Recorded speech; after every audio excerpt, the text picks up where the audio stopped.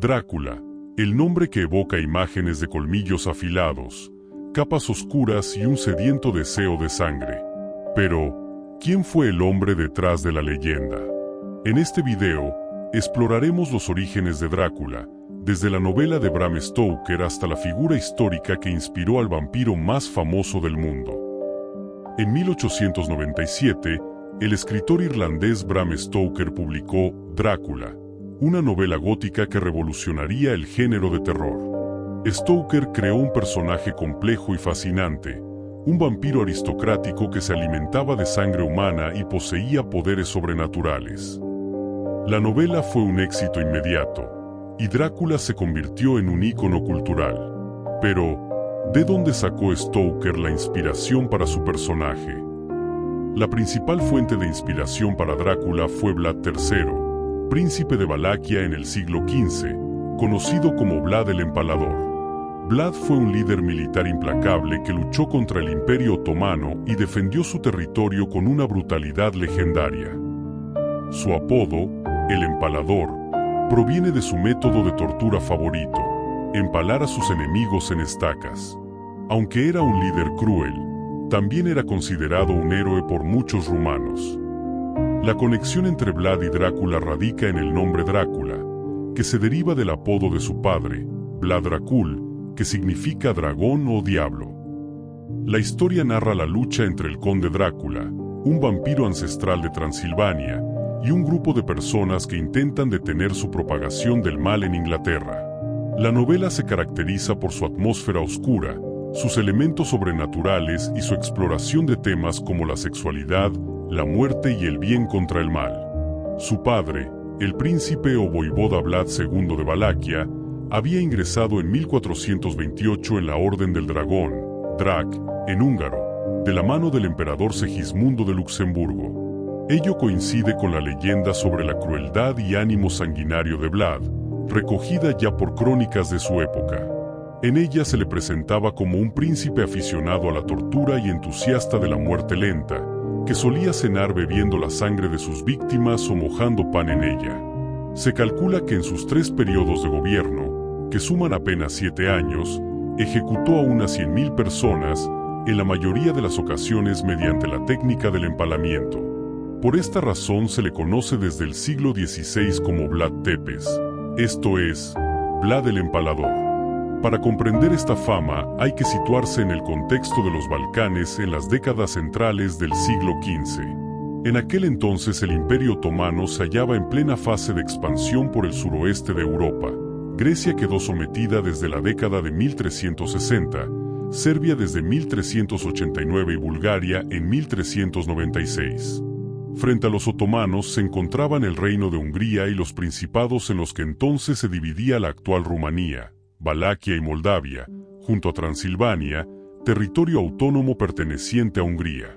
Las guerras de frontera se convirtieron en una constante, guerras de extraordinaria violencia, en las que las ejecuciones y represalias masivas estaban a la orden del día. Vlad de Valaquia fue un producto de este ambiente, y su vida fue una lucha constante por la supervivencia y por el poder.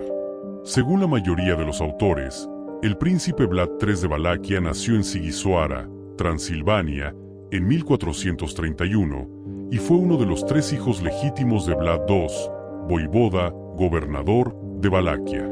Con apenas 13 años marchó a la corte otomana, junto con su hermano Radu, como rehén o garantía de sumisión. Vlad II, en efecto, había establecido con los turcos una alianza que le valió la enemistad del regente de Hungría, Juan Hunyadi, de origen valaco.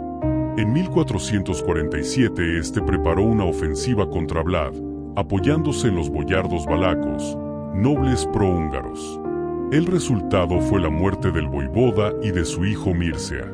Irritado por la pérdida de su aliado en Valaquia, el sultán otomano Murad declaró a su hijo Vlad Draculea pretendiente al trono. Al año siguiente lanzó a sus tropas contra Hunyadi, derrotándolo totalmente en Kosovo.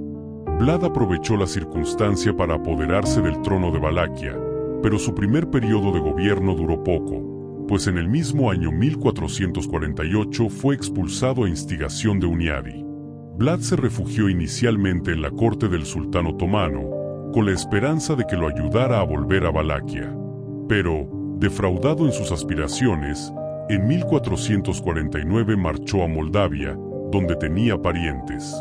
En los años siguientes intervino en las luchas intestinas moldavas, hasta que en 1451 marchó a Transilvania.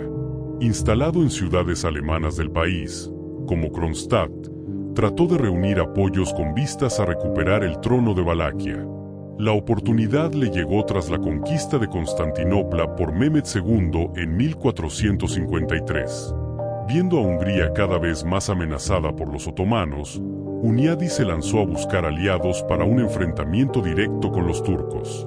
El noble que entonces era voivoda de Valaquia se mostraba cada vez más entregado a los otomanos, y Hunyadi pensó en sustituirlo llamando a Vlad. Este olvidó todo rencor por la muerte de sus familiares y se lanzó al combate.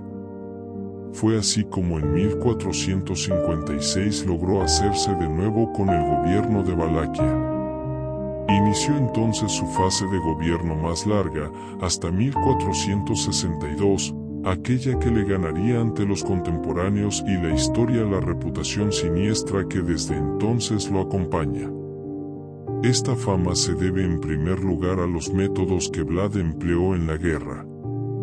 Desde que en 1460 decidió negarse a pagar tributo a los turcos, el enfrentamiento armado se hizo inevitable y este revistió los tintes de una cruzada tan brutal y sanguinaria como las que se habían librado en Tierra Santa en siglos anteriores. La campaña de 1462 nos da un ejemplo de sus métodos. En respuesta a una ofensiva turca, Vlad atravesó el Danubio para saquear el país búlgaro, entonces parte del Imperio Otomano. Al término de la campaña envió al rey húngaro Matías Corvino, acompañados de una carta en la que le decía: he matado a hombres y mujeres, a viejos y jóvenes hemos matado a miles turcos y búlgaros, sin contar aquellos a los que quemamos en sus casas, o cuyas cabezas no fueron cortadas por nuestros soldados.